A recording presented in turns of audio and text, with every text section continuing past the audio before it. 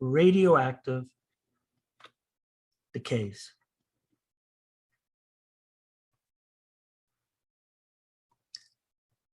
So once we finish this section, we'll be ready for a quiz and the homework turn-in. So here we go. So one of the things that I want to show you here is that up to this point, we've been using this guy right here. And this guy is known as the black band of stability. And the reason why that's important here is because you could see it's not a line, but it's a band. But it turns out that this band of stability here is not useful anymore. Okay, it's not useful anymore. We need more details now. And so this one, which is from Wikipedia, is by far way more useful. And so when I look at this guy, I typically call this one the black line of stability, because there's just a line there, right? You don't see the band, you see the line. And why is this band of stability better?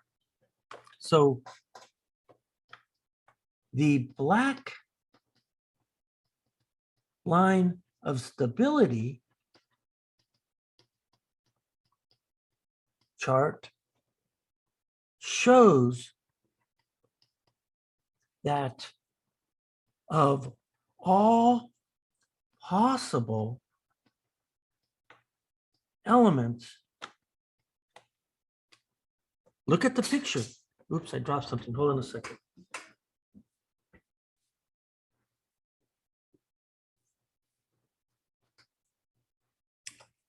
Look at the picture. If you look at the picture, you could see that the black line here is a very tiny portion. So you could see that there's a turquoise, orange, yellow, and green regions. And there's even some red regions right here. And what this is telling us is that 85% of these nuclei are unstable. Whereas the other chart doesn't give you that sense of that. So they're unstable and emit radiation.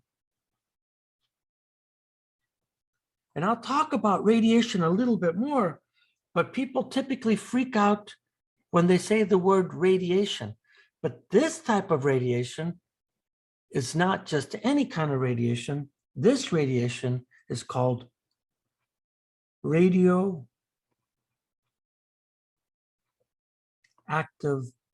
decays.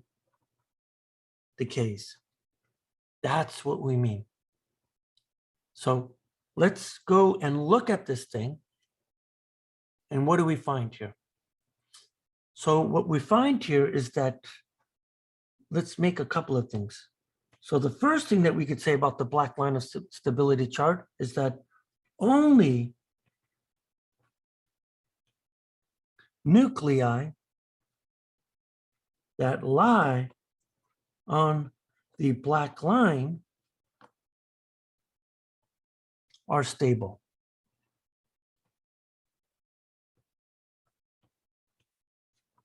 And live forever.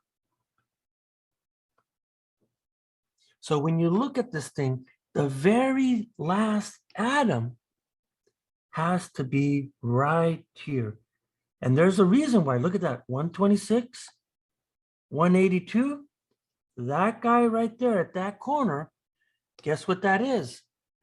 That's lead.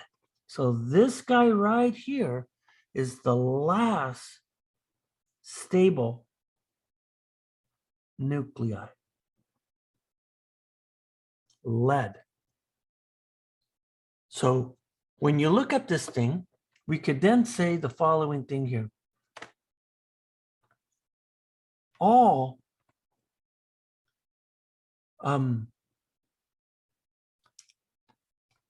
unstable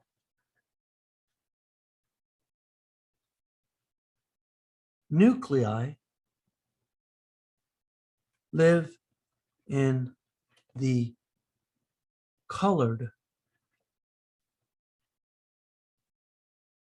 regions. And so, for example, here, you see here is that there's a turquoise region is above. So we gotta be rough in the statements. I can't be like super accurate, but you could see that the turquoise region is above the black line. And then you could see all the way up at the top, there's a little bit here. So I'm gonna say that roughly this turquoise region is above the black line. And there's huge, significant reasons why that's the case. And then again, roughly, when you look at this orange region, and you could see up above, there's an orange region. So nothing's like super simple and clear.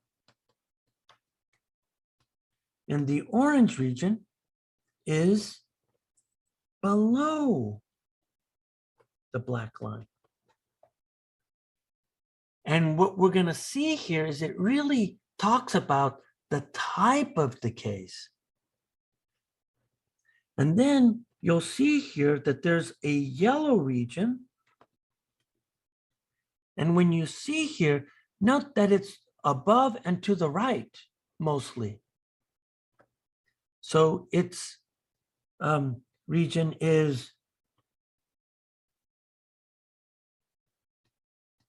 mostly above and to the right. And that turns out that that's a different radioactive decay.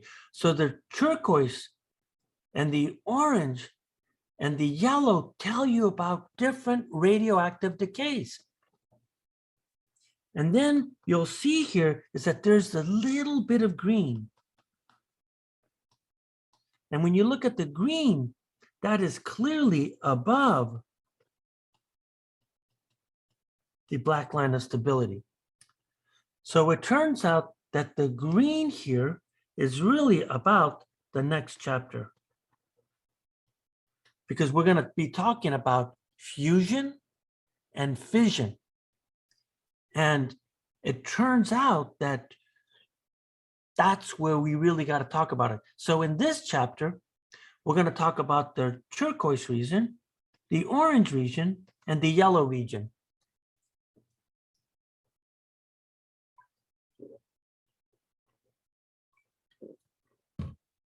And so what you find here is that it goes something like this here. That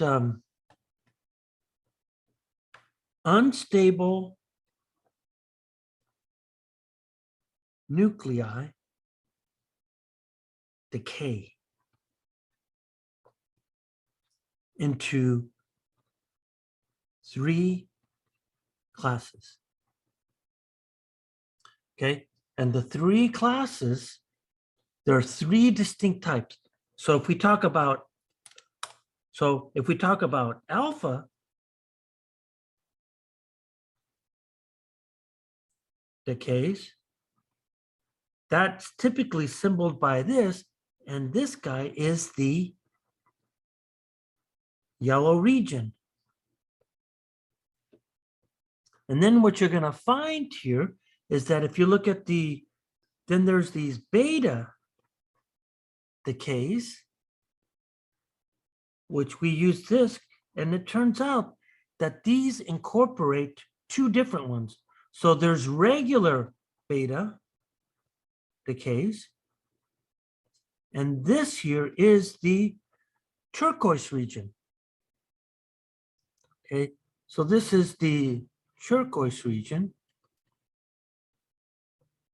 And then there's something called inverse beta decay. And this is the orange region. And then what you'll find here is that alphas and betas actually change the atom. But there's a third type called gamma decay. So these are the three classes. These are the three most common nuclear radiations